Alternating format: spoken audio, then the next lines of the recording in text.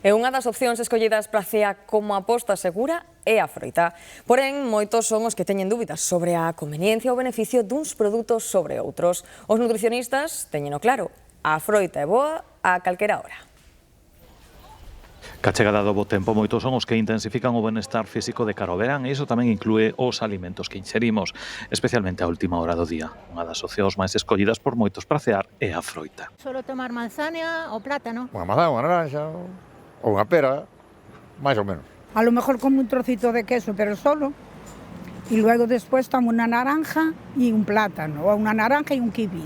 De noche. Hoxe en día pódese acceder a froitas procedentes de todo o mundo independentemente da tempada, o que fai que xurdan dúbidas sobre cales presentan máis propiedades saudables. É boa a idea tomar froita en calquera momento do día, calquera froita, a ser posible de temporada, a ser posible capel. Este tipo de mitos relacionados co consumo da froita o que fai que ao final diminuamos o consumo de froita.